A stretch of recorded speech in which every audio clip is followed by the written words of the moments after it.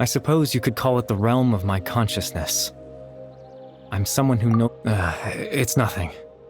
I still have enough strength to play the part of a good host.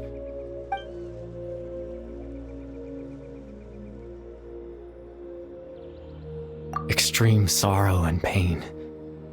Hope and regret coursing through your veins. Father told me that once I possessed all those elements, I would become the Luma, but despite his intentions for me, I never truly became the Luma Fate.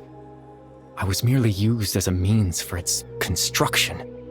In truth, I died the moment the person you see before you now is nothing but a remnant. As for your question, the Luma Fate is a device capable of weaving in its primitive form. It can only be used to create and implant memories.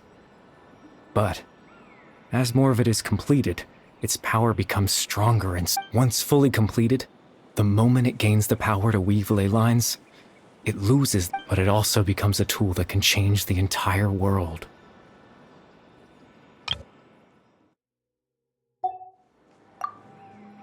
Yes, I have the ability to control the loom in its after all.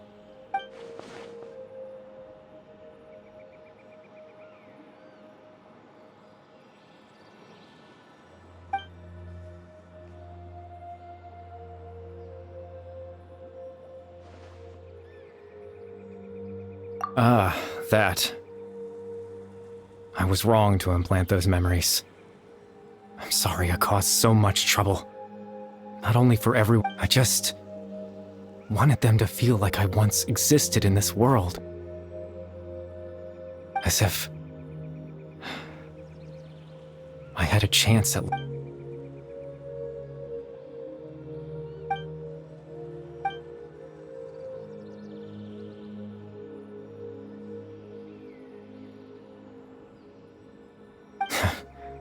I know what you... Why would I do something so... But I had to know what it would be like if I had my own life. What kind of person I would be. Chief Ahmadiyya, Baram, Granny Jahiyat, Atosa. What would it be like if I could live alongside them? No cataclysm, no curse. Just a quiet life in a peaceful village. I was curious, so I selfishly tried to have my own life, even if that meant piecing together the version of myself that could have been, one memory at a time. I know it sounds stupid. After all, my life ended a long time. Any chance at living was stripped away from me when I was 8 years old. My consciousness, left to mature in an illusory world. Even the form you see before you was nothing but an invention based on my father's appearance. An imagined version of...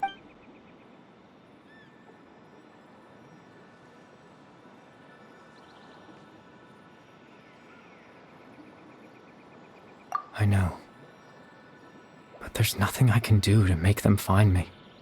If I could exist in the real world, I would return without a second thought and surprise them with the suddenness of it all.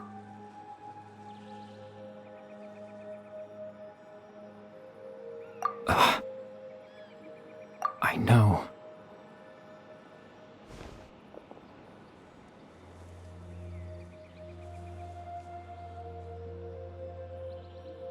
Captain Dainsleif. Twilight Sword, you mean? No need to meet up with him. Exactly. As someone who could only exist in people's memories, the fact that I'm able to talk to you in my consciousness like this, the Luma Fate has already been completed.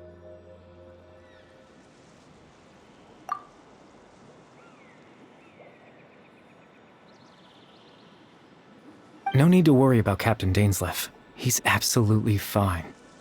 The only reason he lost the eye was because Captain Dainsleif has had the eye inside his body. His plan was to lure the Abyss Order to a false location, capitalizing on their pursuit of the eye. He would then hand the eye to you and tell you to take it away from... That way, Captain Dainsleif could accomplish his own goal and ensure the safety of the Eye all at once. A very thorough plan. That's right, because in his mind,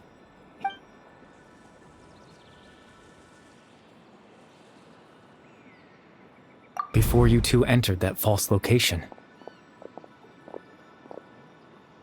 Traveler, wait.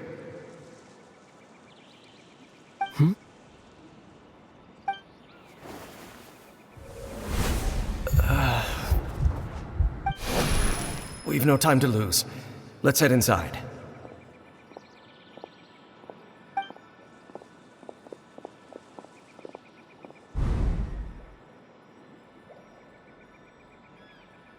That was when I implanted the memory of him handing you the Eye.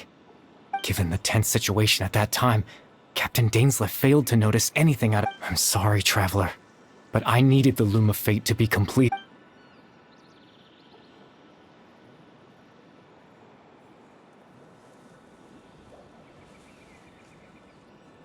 I promise I'm not trying to conceal anything from you, but I truly— Teyvat's ley line system is deeply entrenched in the planet.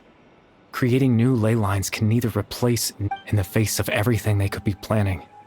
I fear I'm too insignificant to even get a glimpse of the— In any case, I had my own use for the Loom of Fate, and my goal, at least, has been achieved.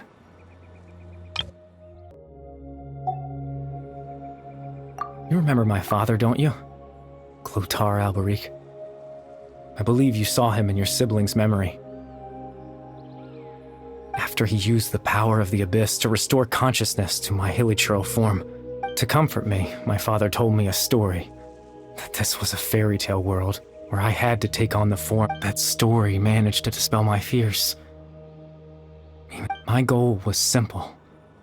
To use the Loom of Fate in its near-completed form, when its ability to create memories was at its strongest, to implant a specific memory into the minds of the hilichurls. In that memory, I would tell them a story.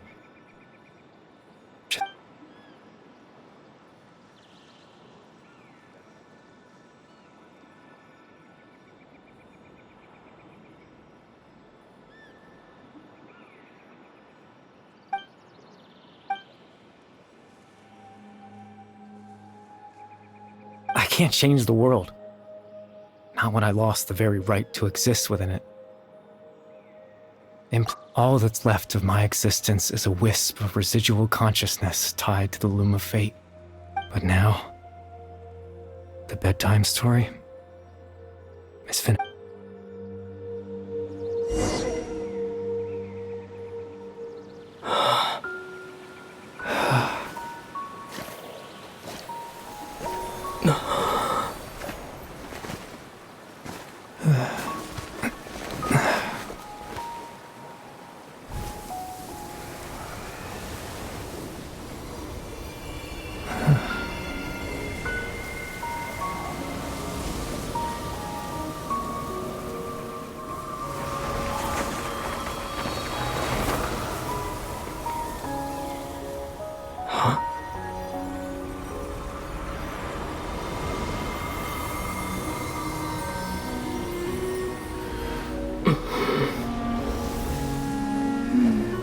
Looks like I was too late to see Caribert one last time.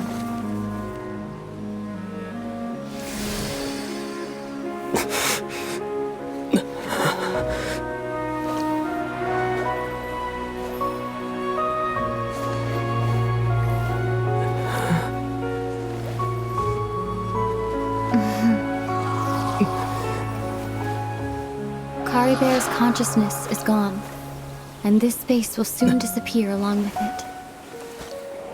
Neither of us belongs here. That's why we're not tangible. Were that not the case, I'd love to hug you too.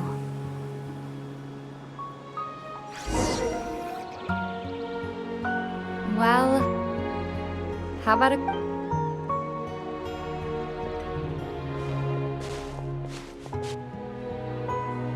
The chance to just stop and talk like this is certainly not easy to come by. Wouldn't you agree? That battle earlier was the one against Dane, I mean.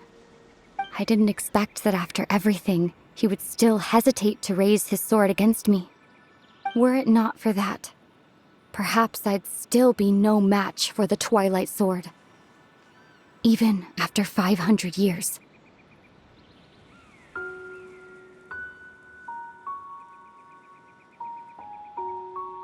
The loom of fate, huh? I still before the heavenly principles awaken.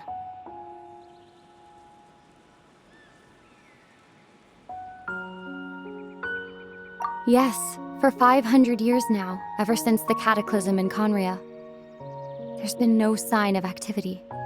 Not long ago, you witnessed the Hydro Archon destroy her divine throne. Yes? Such a flagrant disregard for the rules, and still Celestia took no action. I suppose that's proof enough of the Heavenly Principles situation. However, the Heavenly Principles will awaken. We just don't know when that will be, or what might trigger it. You could say that. Just look at Caribert. He was so pure and single-minded. The space we now find ourselves is a perfect representation of who he was. Even as a hilly churl, seeing the terrible sight within the mirror wasn't enough to taint his spirit. He brought comfort to the people of this world, even though he was denied the very right to be a part of it. So ask yourself this. Who was it that deprived him of that right to exist? Of course, that's only one example. My feelings about the heavenly principles are too complicated to explain in just a few words.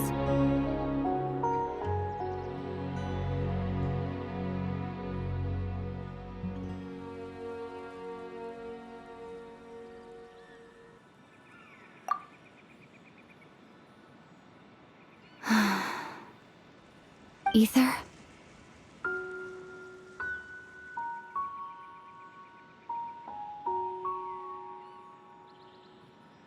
You're the only one in this world who calls me that.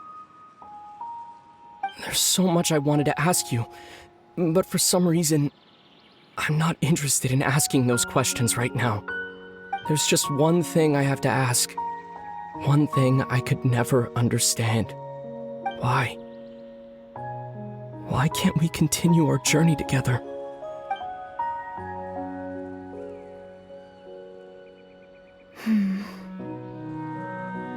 At the end of my journey, I arrived at a place known as the Sea of Flowers at the end. Do you remember?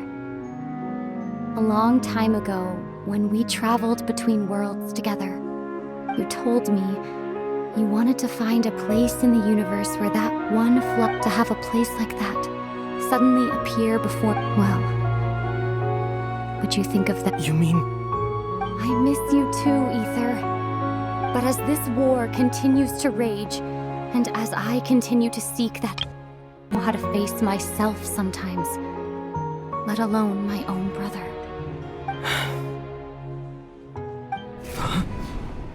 What's going on? This space has lost its tether. I doubt it'll be able to exist much longer.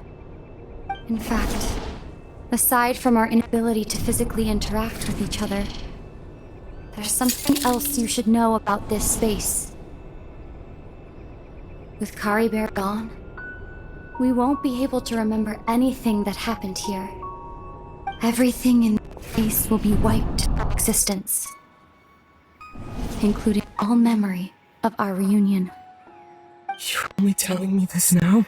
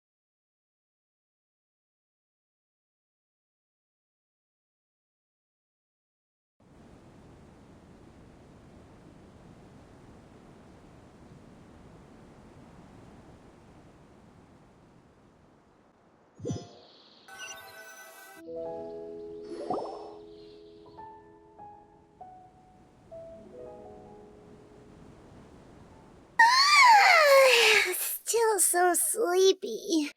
Paimon's head feels all fuzzy. Oh, Paimon woke up a little earlier than you, so Paimon will fill you in. The villagers said that they saw us sleeping near the village yesterday. They couldn't wake us up no matter how hard they tried, so they decided to just bring us back here. Oh, and Dane came by just now. It looked like he was injured. He didn't say anything, though. Just made sure that you were all right and left. Kinda seemed like he had a lot on his mind, but that's... Let's think for a second.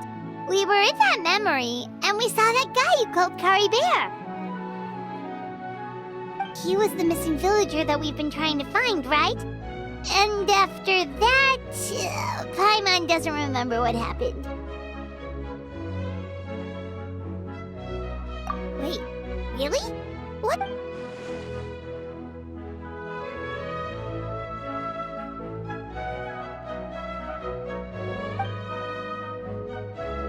Well, what happened after that?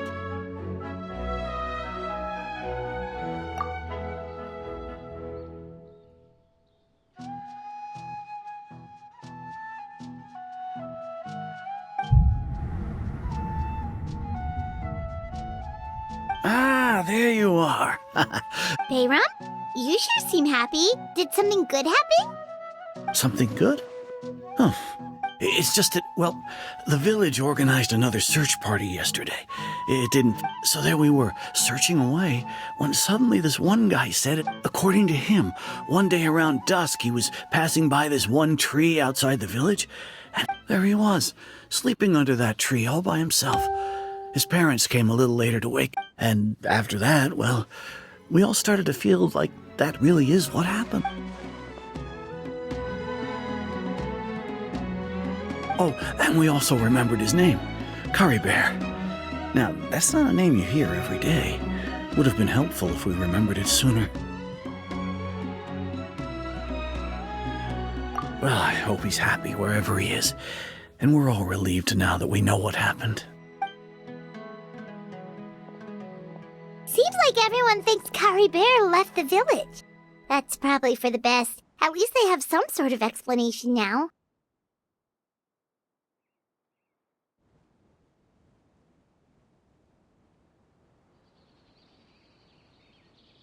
Paimon wonders how Atos is doing. Maybe we should go check on her. If she hasn't remembered like everyone else, we can tell her what happened.